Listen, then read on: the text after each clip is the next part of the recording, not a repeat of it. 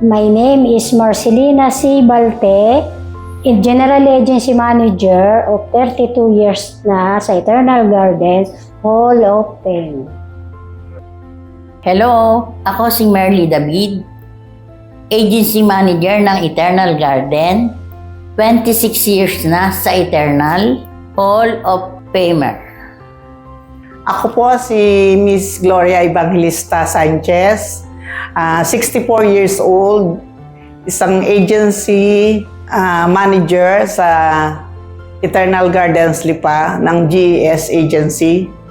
Magte-34 years na po ako dito sa Eternal at isa po akong Hall of Famer. Simula ako dito sa Eternal Gardens, bali ako kasi ay nagtitinda lang. Dito ako nakakuha ng Eternal sa pagtitinda. Dati ako nagpapakain doon sa mga trabahador noong bagong i-open itong Eternal Gardens. Ang tinitinda ko po yung mga pagkain, yung mga kakaninang mga trabahador. Nakita ko na ay madaling araw na mamalingke, dito dumadaan sa Eternal. So ang sabi ni boss, mabuti pa ikay mag-seminar na lang. Kaysa ikay magtitinda na madaling araw, pauli-uli, pagod. Yeah, so yun, dumating ang time na ako'y huminto na ng pagtitinda at ako'y nagtuloy-tuloy na sa pagbebenta ng Eternal. So noong nagtatry na ako, sabi ko sa isip ko, parang maganda itong negosyo. Ang starting ko sa Eternal ay di boom na boom ang garments ko. At may pwesto ko sa Baclaran. Medyo nagka-problema ang hanap buhay ko. Nagpunta si Tita Glo Sanchez. Kaibigan ko yung kapatid niyang bishop, puntahan daw ako. Hindi ko nakikita ang hitsura ng Eternal Garden. Pirma ako, pirma ang mister ko. Nung medyo nadadown ako sa pautang sa garments, binisita ko yung pinirmahan namin. Yung pala garden, tigisa kami. Ibinayad ko sa utang yung isang garden at amin ngayon ang isang garden. Doon ako nag-start din sa pag-aalok.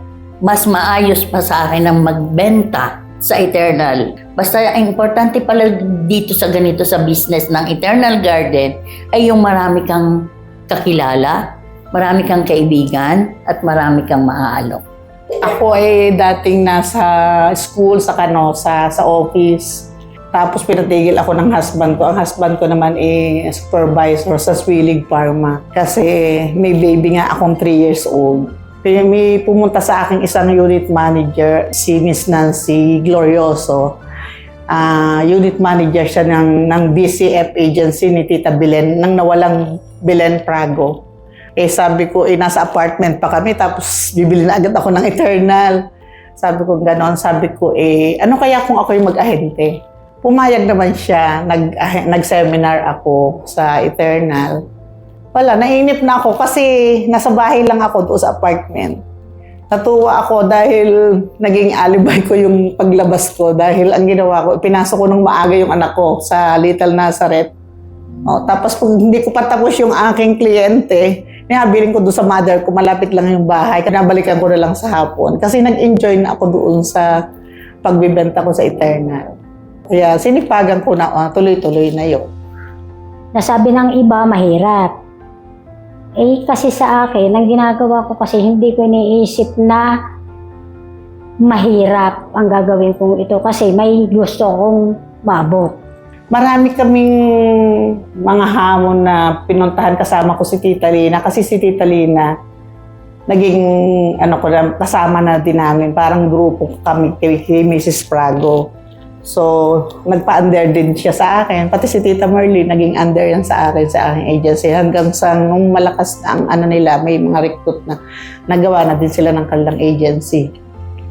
Yung minsan, hindi open ang mga noon pa, nung kauna-unahan. Takot sila, baka piling nila pag bumili, mamamatay na sila. Pero ngayon, dumating ang panahon, naging open na sila, mula nang magkaroon ng technology, oo. Pero talaga noon, everyday, dala-dala namin yung piyera na red ng Eternal Garden. Hindi yung aircon, electric pan lang. Dumating din yung kami na bangga, gabi. Kasi talagang pinupuntahan namin tuwing gabi ang mga kliyente. Na minsan nakaka-close, minsan hindi. Ganon. At hindi agad nabebentahan. Babalik-balikan mo pa yun. Ang mahalaga sa akin yung makausap ko sila na alam ko na yung aking ipaliliwanag, yung aking iaalok sa kanila, kumbaga in-approach ko sa kanila ay yung maiintindihan nila na oo nga, maganda yan at yan ay para sa future. Sabi nga ng madre na kaibigan ko, sabihin mo sa kanila na tayo ay templo ng Espiritu Santo, kailangan naman daw ang paglalagyan ni mayos-ayos. Unay ayos ng kaluluwa, ikalawa yung paglalagyan. Hindi naman. Minsan mayroon nagtatago. Alam ko nando, pero hindi na sila nalabas. Kasi ayaw nila ng eternal. Ang feeling nila tinitingnan yata ng kapitbahay na bakit nabili na yun, ganun. 73 barangay, narating ko lahat. Kung ang aking motto ay misyon, relasyon sa komisyon, number 1 muna patatagin ang relasyon nang magkaroon ng komisyon. Na-aksidente ang aking asawa. So, talagang malaki ang gastos na aksidente. Hindi kami sinagutan ng naka-aksidente. Bali siya ay nung makarecover sa aksidente, so di nung dumating ang time na-dialysis. Nung ma-dialysis, 2 years and 7.5, kamamatay lang nung September. Nakalibing siya sa garden. Hindi po pumasok sa isip ko na mawalan ako ng pag-asa. So wala akong inisip no na makakakita ko ng income para dyan sa pagpapagamot sa aking asawa. Saan ko kinuha? Sa eternal. Eternal lang palagi ang nasa isip ko na eternal ang makakabuhay sa atin. Ang asawa kami ay awardee sa Eternal Garden. Aalis na kami nung oras na yon, nagbibihis na ako dahil awardee nga ako. Doon na siya namatay. Sabi ko doon sa paring nagpahid ng Santo Elio, ito ba yung award ko? 7 years na ngayon. Nariyan, nakalibing. Tumibay din sa karanasan. Dahil nagsimula din naman ako sa zero. Hindi ko yun masyadong naisip. Parang na-surprise ako doon sa una kong Hall of Famer. Di masayang-masaya. Kailangan sipagan. Sipag at tiyaga ang kailangan pagka ganon. Sa isip ko, sabi ko, darating din ang panahon na ako ay magiging Hall of Fame. Yun ang aking pinapangarap din na maging Hall of Fame. Dahil kasi yung mga kasamahan ko nga, ay sila ay nakakarating sa mabigyan ng award na gano'n. Kumbaga yun na talaga ang pinakahayos mo na makukuha. Ang naramdaman ko noon, nung marating ko yun, nung matanggap ko yun, na masaya ako. At narating ko yung pagkakataon na maging Hall of Fame. Natuwa lang ako, dinala ko nandun sa taas. Wala na, hindi yung ang number 1 inaalis ko yung aking magmagaling at magmalaki sa sarili. Ang may papayo ko doon sa mga taong nagsisikap, ipagpatuloy niya ang pagiging totoo. Dahil ang Diyos ay nakatingin sa bawat isa sa atin. Alam niya kung sino ang bibigyan at hindi. Madali lang ang magbenta. Kung ipopokus nila ang isip nila na sila ay merong goal na kailangang marating sa buhay. At ang kailangan kasi dito pati, sipag, tiyaga, talagang lahat ay pagdadaanan niya. Kung hindi ka matyaga, wala kang nilagang aanihin. Kailangan talagang aalagaan mo ang mga ahente mo. Si Amba naman po ay siya ay taong matulungin. Lahat ng lumapit, mayaman man o kailangan ng tulong, hindi siya nagiging madamot. Mapagbigay siya sa lahat ng bagay. Lalong-lalo na kagaya sa aming mga agent na minsan kami nahinaing sa kanya na ganito, ganyan. Ang laging payo na iisa tayong pamilya. Iisa tayo sa ating adikain sa buhay. Talagang isa-isahin kang pupuntahan, kakausapin ka. Hindi siya ganun ka na mataas, parang ganoon. Sabihin lagi niya, sabi ko sa kanila, mamahalin kayo. Kasi kayo yung sundalo. Kayo ang nalaban sa gera. Ibig sabihin, kami yung nasa labas. Hindi ko yun malilimutan yung sinabi niyang yon. matulungin siya sa kapwa. Dahil kung hindi siya matulungin, hindi magtatagumpay ang kaniyang karir ngayon na bilang ama, kumbaga bilang ama ng tahanan, very supportive sa kanyang mga nasasakupan. Ano man ang problema, yun na nakikita ko kaya ba, lahat ay may solusyon, walang hindi susolusyonan. Saka pinapakinggan yung sinasabi mo. Sasabihin mo sa akin kung sino dyan ang mga minamaltrato kayo, hindi kayo binibigyan ng kailangan ninyo, so gano'n. Laging gano'n. Parang si Boss Edgar din. Gano'n ang style. Nakuha ni Boss Edgar yung, ang kanyang ama. Kasi kami ni Boss Edgar talagang very close namin. Kaya nung namatay siya, ako yung nasa Eastern Europe, ako yung umiyak. Bilang leader, may kababaang loob.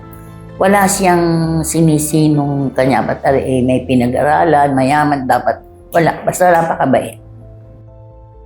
Ang may bibigay kong mensahe doon sa darating nating 50th, sana dumami ang kanilang company. At humaba ng humaba ang mga matutulungan. Lumago pa ng lumago ang lahat ng kanyang mga pinundar. Bagamang wala na ang ating amba at si Diak na dating siyang laging kasama namin, mga itinayo niya na para palaguin ang kanyang business ay ipagpatuloy ng maayos. Tuloy-tuloy pa rin yung suporta sa mga ahente, kung ano yung iniiwang legacy ni Boss Amba at saka ni Boss Diak, ay magpatuloy pa rin na kami ay pinapahalagahan at saka yung lahat ng mga kailangan namin naiibigay sa amin para ganun din naman ang balik namin sa kanila na benta. Sana mas lalo pang umunlad ang Eternal Gardens. Ang wish ko sa Eternal ay magkaroon ng patuloy na pagtitiwala, una sa Diyos, sa aking sarili, at sa mga ahente ko at sa mga pamunuan ng Eternal. At higit sa lahat, yung relasyon. Number 1 ang relasyon. Napakaganda na naging papel ng Eternal Garden para sa buhay ko, sa buhay ng family ko, sa lahat. Yun nga sinasabi ko na dating kumbagay wala, yung lahat ng pangarap ko na maibigay sa aking pamilya, natupad ko. Gumanda ang buhay ng pamilya. Basta malaking tulong sa akin ng Eternal. Maraming naitulong sa pagpapagawa ng bahay, pagpapaaral sa aking mga anak.